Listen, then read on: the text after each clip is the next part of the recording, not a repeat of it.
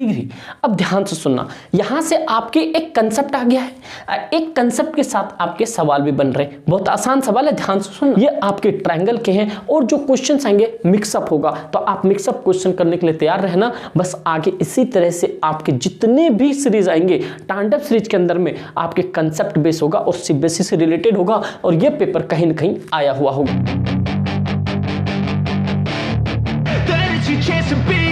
Hey kid, don't ever let them get inside your head. They'll tell you what to do. इससे भी advance level का questions लाया जाए तो आप लोग कमेंट करके जरूर बताना भाई, थोड़ा सा लेवल को अप कर दो भाई। हेलो एवरीवन, आई होप आप सब ठीक होंगे। गाइस, आप सभी को हैप्पी न्यू ईयर। और इसी अवसर पे मैं आप लोग के लिए, जैसे देख लो तांडव सीरीज है, ये पार्ट 1 होगा। अगर इसके जितने भी पार्ट चलेंगे, अगर आप उसे देख लोगे ना, तो उसके बाद आपको मैथ्स में कभी कोई दिक्कत नहीं आएगी, इतना प्रॉमिस है।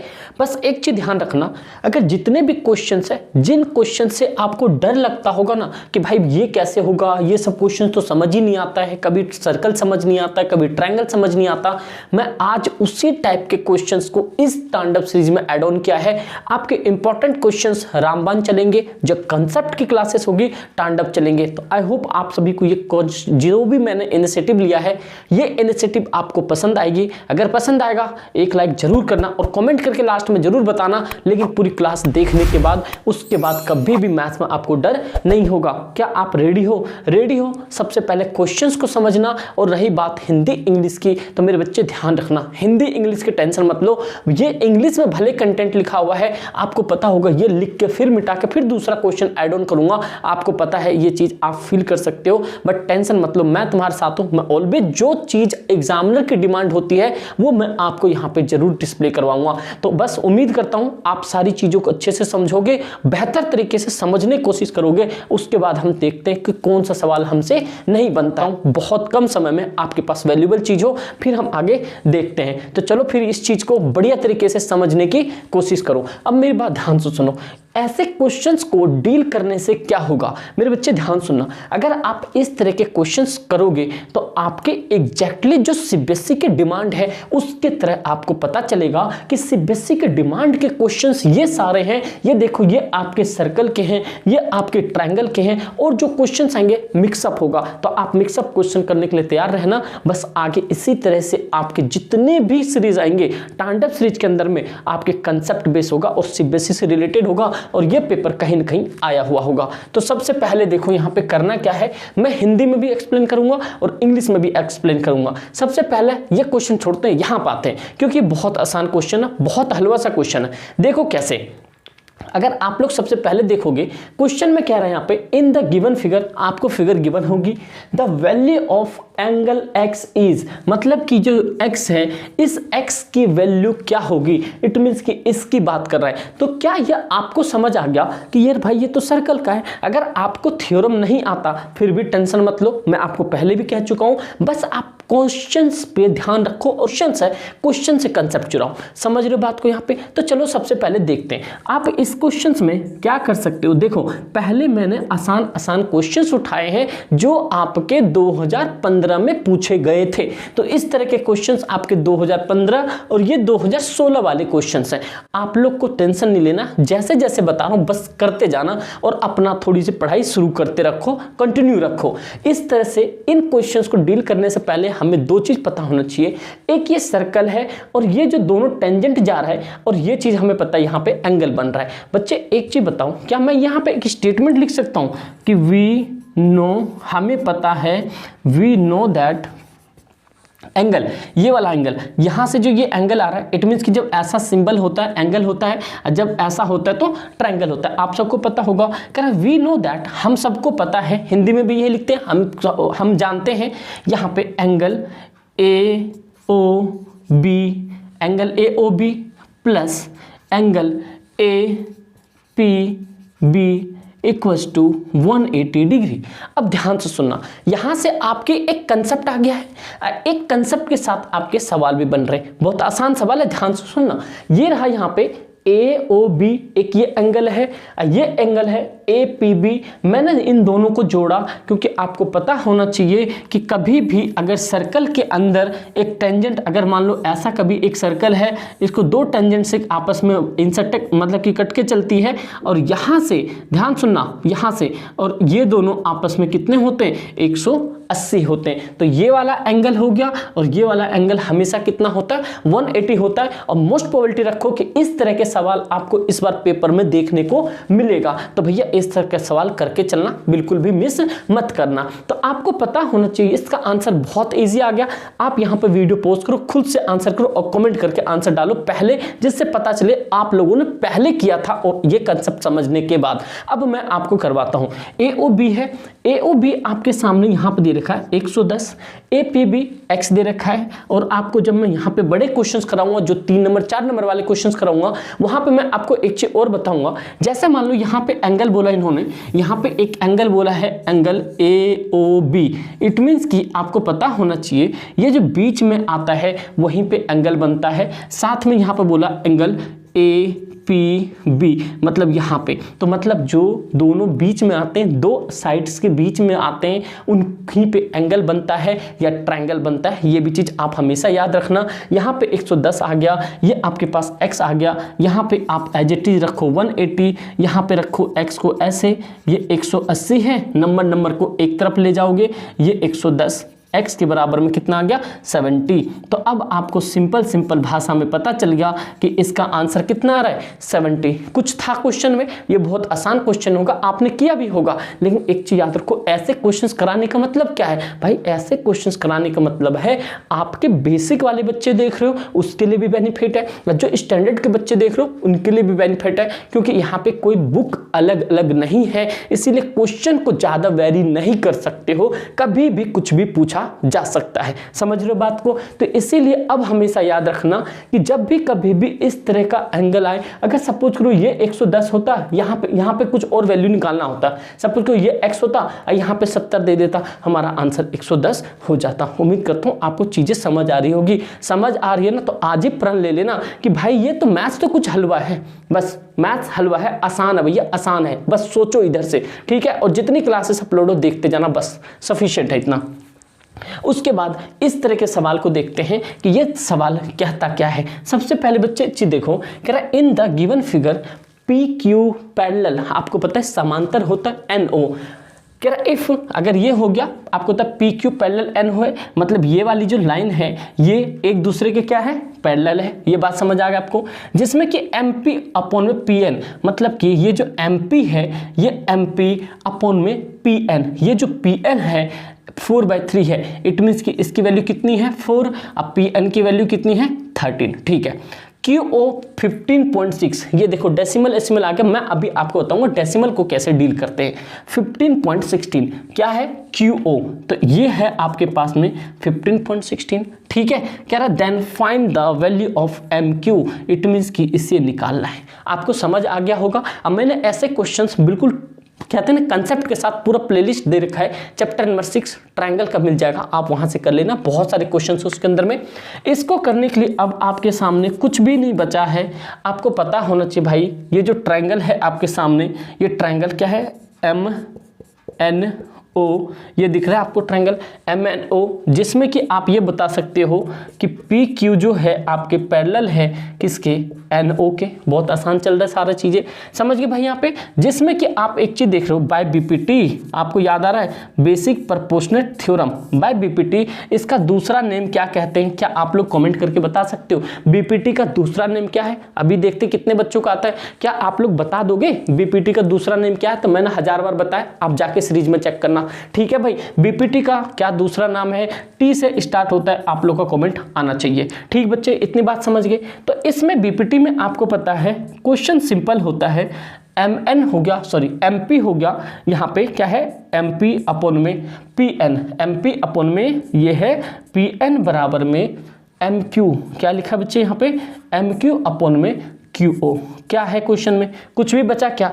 MP की वैल्यू हो गया आपके पास 4, PN की वैल्यू है आपके पास 13, क्यों निकालना है आपको, x मान लो, इसका वैल्यू दे रखा है यहाँ पे 15.6।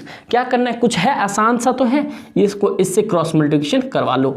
अगर इसको इससे करवाओगे तो आप ले आओगे यहाँ पे 13x, क्योंकि आपने क्रॉस मल्टीप्लिकेशन करवाया तो 13 को x से करवाया तो 13x हो गया।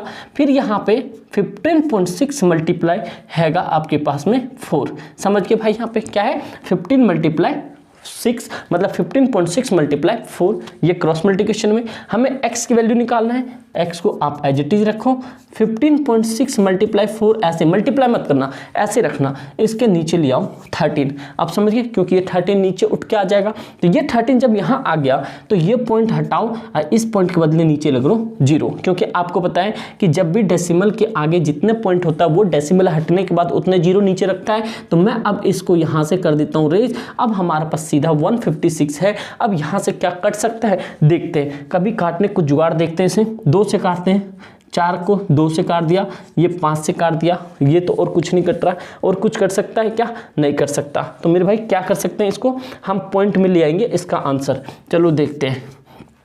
अब इसको कैसे कर लोगे, पॉइंटों में कर लेते हैं जिससे कि आसान पड़ जाए हमारे लिए।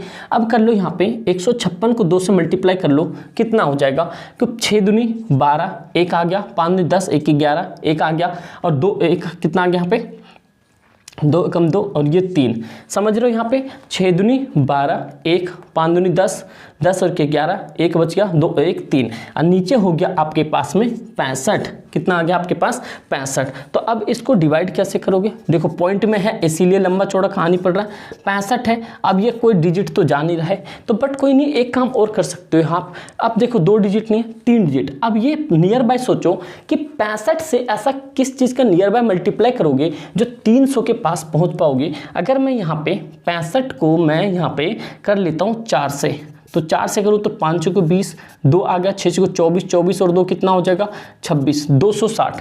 ठीक है, तो कोई बात नहीं, 4 बार में करके देखते हैं, 260। ये 2 आ जाएगा घटाने पे, और 11 में से 6 गया तो कितना आ जाएगा 5। ये कैंसिल आउट करो, यहाँ पे 0 लगाओ और यहाँ पे लगाओ, पॉइंट लगाओ और यहाँ पे ले आओ 0। ये 520 किससे जा सकता है। अब आपको एक चीज़ याद सोचना है, इस नंबर को ऐसे कितने नंबर से, कौन से टर्म से मल्टीप्लाई किया जाए जो आपका 520 आ जाए। उससे भी आसान बात, आपके यूनिट प्लेस में 0 आ जाए, ऐसा किस नंबर से मल्टीप्लाई करा सकते हो। अगर मैं 2 से मल्टीप्लाई कराऊंगा तो 5 2 10, लास्ट में 0 आ जाएगा। ध्यान सुनना क्या कहना चाह रहा हूँ। उसके बाद ऐसा कोई नंबर है जैसे मल्टीप्लाई करने पे लास्ट में 0 है, एक नंबर दिख रहा है मुझे 8, क्या दिख रहा है 8। तो क्या मैं यहाँ पे 65 को 8 से मल्टीप्लाई करके देख सकता हूँ, 8 5 जा 40। ठीक भाई, दिख गया यहाँ पे 4 दिख रहा है कॉमन, 8 6 48 और 4 हो गया 52। मतलब कि ये आपके पास कंप्लीट कट गया 8 टाइम्स में, समझ गए। तो ये कट गया आपका 4.8 सेंटीमीटर। तो ये आंसर जो है x की आ गई है 4.8 सेंटीमीटर, और इसी हिसाब से हमारा जो है यहाँ पे MQ आपके 4.8 सेंटीमीटर आ गया है। क्या था सवाल में, अरे समझ आया नहीं आया, कुछ नहीं था। हमने MP लिया, ये MP अपन में PN, ये MP हमें ट्रायंगल पता है, जब ये दोनों एक दूसरे के पैरेलल होते हैं तो BPT थ्योरम लगता है। दूसरा क्या नाम है उसे आप कमेंट करके बताओगे। ये MP है, आपने देखा MP अपन में होता है PN इक्वल्स टू PQ, जो ये MQ है MQ अपन में होता है PQ। MP की वैल्यू 4 दे रखा था, PN की वैल्यू 13 दे रखा था।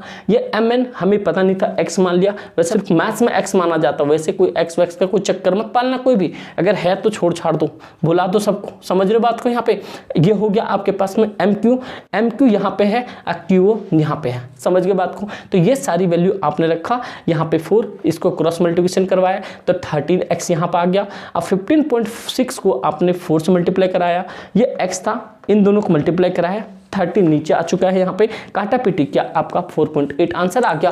कुछ ये बताओ, सारे आसान थे नहीं थे, तो मेरे बच्चे यही एक रीज़न था। बहुत आसान से सवाल होते हैं, ये सारे आपके सामने हैं और अच्छे तरीके से आप लोग कर भी लोगे। अब मैं अगला क्वेश्चन इसे रेज करता हूँ, अगला क्वेश्चन लगाता हूँ, अगला क्वेश्चन लिखता हूँ। अगर आप लोग से एक सवाल है, अगर आप लोग चाहते हो इतना झमेला ना हो, ज़्यादा से ज़्यादा क्वेश्चन किया जाए, तो क्या मैं आपको पेन जो पेपर पेन पे होता है उस पर सॉल्व करवा दूँ, कोई दिक्कत तो नहीं होगी? अगर आप लोग चाहते हो तो प्लीज़ आप लोग कमेंट करके बताना पेन पेपर पे कराना चाहिए या नहीं कराना चाहिए, आप लोग जरूर बता देना। वहाँ पे ये होगा, आपको पता है मिटाने में बहुत लंबा चक्कर लगता है, मैं आपको बहुत कम समय में ज़्यादा से ज़्यादा क्वेश्चंस करवाने की कोशिश करूँगा, और जो साइंस का, SST का, इंग्लिश का जो भी होगा मैं इस पर भी करवा दूंगा। तो बस आप लोग बताना जैसा भी होगा। अगला तीसरा नंबर का क्वेश्चन आप देखना अच्छे तरीके से।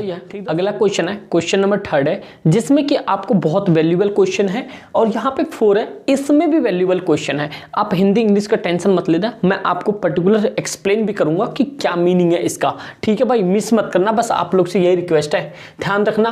कह रहे हैं यहाँ पे a wire is in the form of circle. आपको सबसे पहले क्वेश्चन को समझना है, सर्कल का मतलब वृत्त के फॉर्म में एक आपके पास में वायर है, कह रहा of radius 28 centimetre if it's rebent into square form, मतलब आपके ये वर्ग में कन्वर्ट किया जाए। ध्यान से सुनना, कहने का मतलब ये कह रहा है कि सपोज करो एक तार है आपके पास में, जैसे आपने देखा ना गोले लगे रहते हैं, जैसे जेल वेल के पीछे तार तार से घेरे रहते हैं, पार्क में जहाँ पे आप लोग खेलने कूदने जाते हो घेरे रहते हैं, तो उसमें कहने का मतलब कह रहा है ये जो सर्कल है एक वायर से क्या है घिरा हुआ है, जिसकी रेडियस कितनी है 28 है। कितना यहाँ पे 28, मतलब आपके पास रेडियस को कहते हैं त्रिज्या। ये बात समझ गए।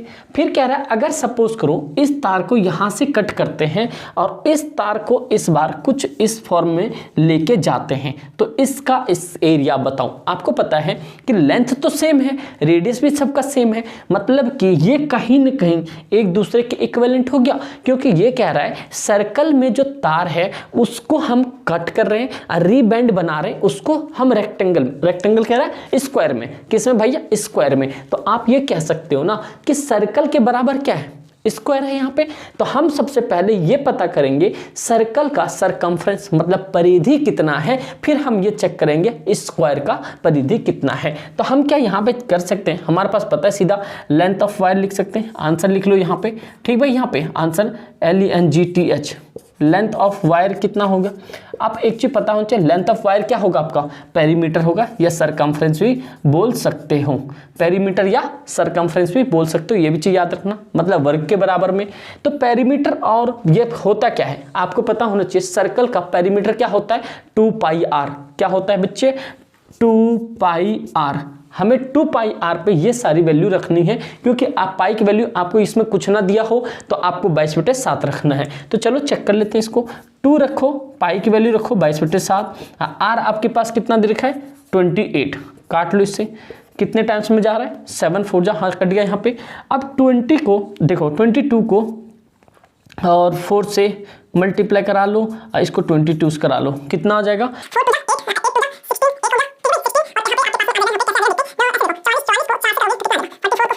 1 आ गया 16 और 176, कितना आ गया यहाँ पे 4 4 जा 16, ठीक है भाई।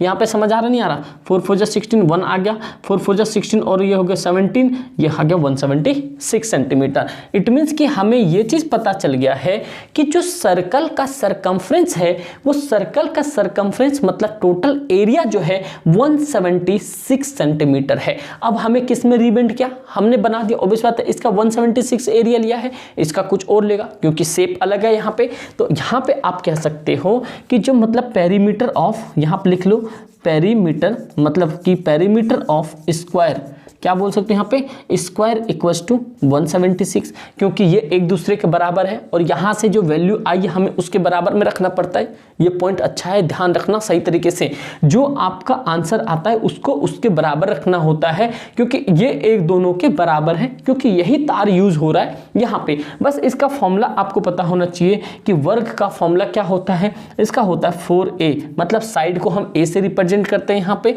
ये हो गया 176 और एक बराबर हो गया 176, नीचे हो गया 4, काटा पेटी करो इसका, 4 से 4 टाइम्स में जाएगा तो 16, 4 से ये बच गया, तो मतलब आपके पास a की वैल्यू कितना है 44। इट मींस कि जो टोटल सरकमफ्रेंस था ये 176 पूरा लेंथ आ रहा था इसका, अगर हमने स्क्वायर में इसका साइड चेक किया तो 44 सेंटीमीटर आया है। तो ये भी चीज आपको पता होना चाहिए कि सरकमफ्रेंस मतलब कि सर्कल के अंदर जो तार था अगर उससे हम रिबेंड करते हैं, स्क्वायर के जैसा बनाते हैं, तो एक साइड इसका आ रहा है 44 सेंटीमीटर। तो ये बहुत आसान सवाल था, तो प्लीज़ आप लोग इस तरह के सवाल को करो। और ये सारे सवाल जितने भी आपको तांडव सीरीज में मिलेंगे, ये आपके आए हुए क्वेश्चंस हैं और सीबीएसई के फेवरेट क्वेश्चंस हैं। सपोज करो ऐसे क्वेश्चंस नहीं भी आते हैं तो क्या करोगे? तो कुछ नहीं करना मेरे भाई, आपको ये कंसेप्ट याद रखना है कि जिससे आप आराम से पेपर में अटेम्प्ट कर पाओ।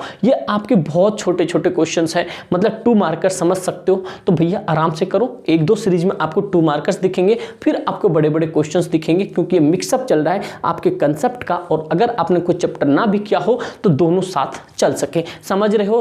अरे लाइक वाइक भी कर दो मेरे बच्चे, समझ रहे? तो चलो भाई, आपके ऊपर डिपेंड है, करना चाहते हो कर दो, नहीं तो कोई दिक्कत नहीं, आप बस पढ़ लो, यही बहुत है मेरे लिए। मेरे बच्चे ध्यान से सुनो, कह रहा है if radius of a circle, मतलब कि एक वृत्त के अंदर जो त्रिज्या है इस 3 सेंटीमीटर। सबसे पहले हम ऐसा करें, एक सर्कल ड्रॉ कर लेते हैं, ठीक है? सही बन गया यार, ठीक भाई। यहाँ पे and the tangent drawn from an external point, मतलब कि किसी भी एक्सटर्नल पॉइंट से एक टेंजेंट, एक बाहरी जो है, यहाँ से एक आप सपोज करो एक ये टेंजेंट निकल गया, ठीक है? एक्सटर्नल पॉइंट मतलब बाहर की ओर से, इसे काट लेते हैं यहाँ पे, ठीक भाई? यहाँ पे क्योंकि 2 साइड तो बन नहीं रहा है।